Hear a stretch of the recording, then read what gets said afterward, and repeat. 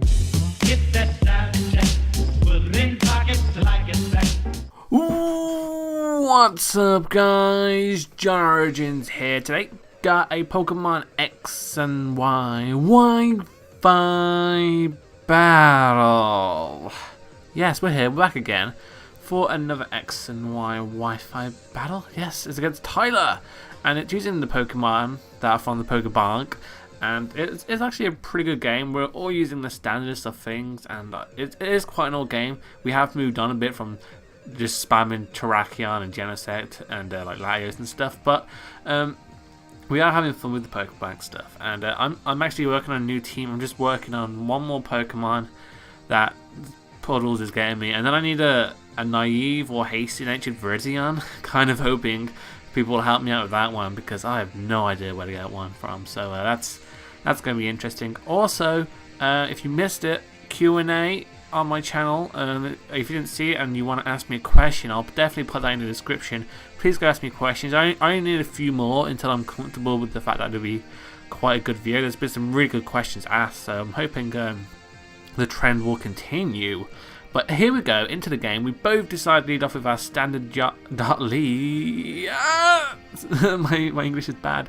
But I want to wait the risky play, go for the flamethrower, but he makes the safer play. Tyler, being the safe little hillbilly that he is, he goes into his heat round. I'm forced to switch out, and I can go into my Tyranitar, as I believe he probably just goes for the Stealth Rocks. Like I said, it is an old game.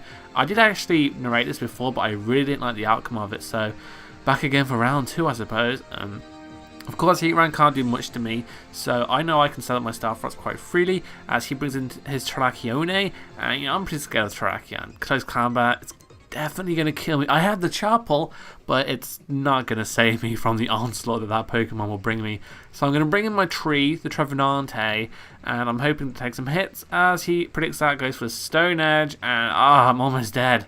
But here I believe Tyler doesn't want to risk the miss, and he may have been predicting my switch into something or other, and he decides to go into Heatran, as I just go for the Horn Leech, trying to bank on that miss and hit him really hard and get that Terrakion almost out of the way, because I don't think it would have quite killed.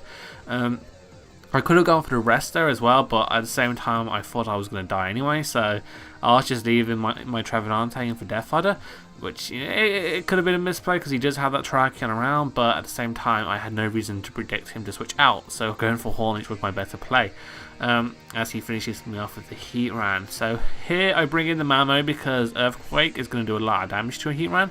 It's 100% guaranteed to kill it, so I believe I just go for that.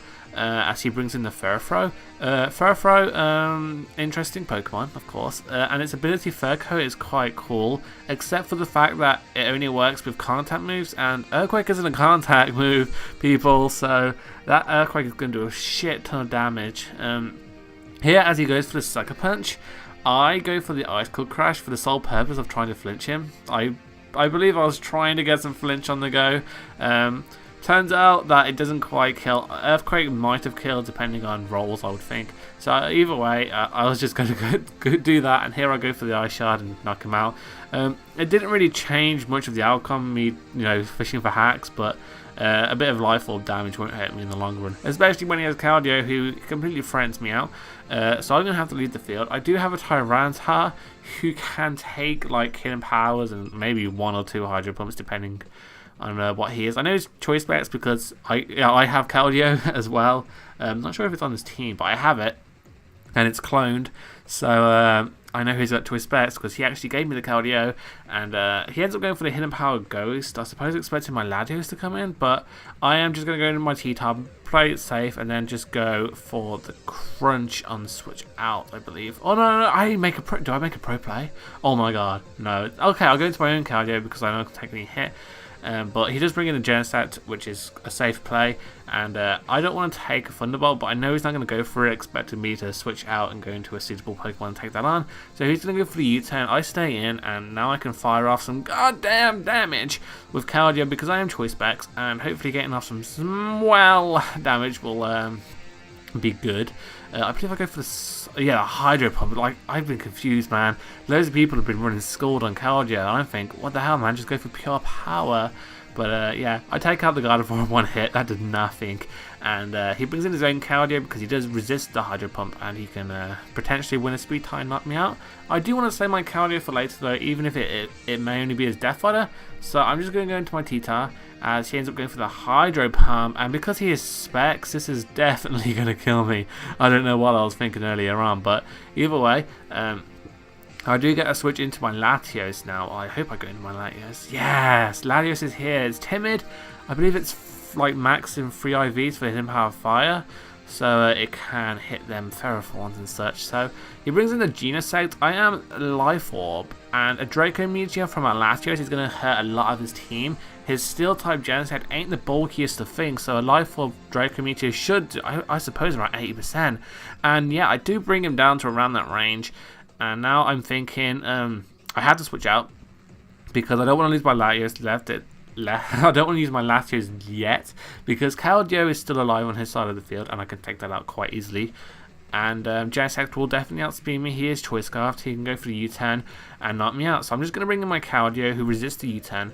I can potentially live, which I do, and then try and get off some nice damage as he brings in the Heatran. Here I try and make a pro play because he has some things that can take the hits.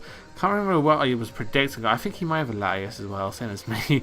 But I'm just going to go for the Icy Wind, expecting the switch out. He ends up going for the Protect, which means we're going to be encountering the role of Heatran in this game. The Heatran, which extremely made this game longer than it should have been because I could not destroy it. Because he has Protect, he could predict around it, and he always switches me into Genesect, and Genesect can't do shit.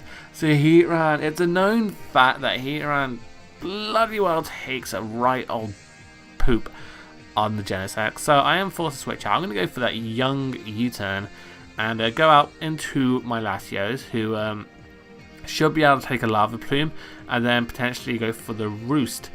But he does roll me out, expecting the U-turn, of course. And yes, hello Genesect, welcome back to the field. Because like I said, he can only switch me into Genesect. Oh my god, that is so annoying.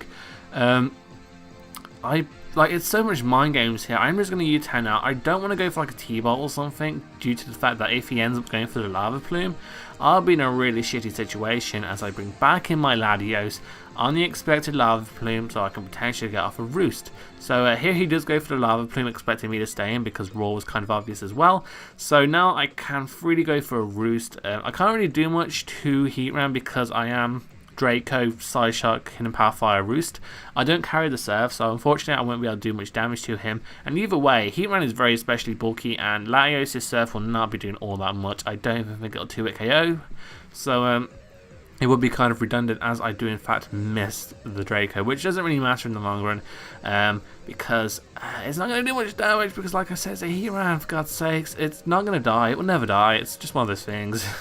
He does burn me here as well, which is kind of annoying, but I can deal with it. I'm a special attacker and I only just come in, get an attack off and go out, so it's not really a big deal.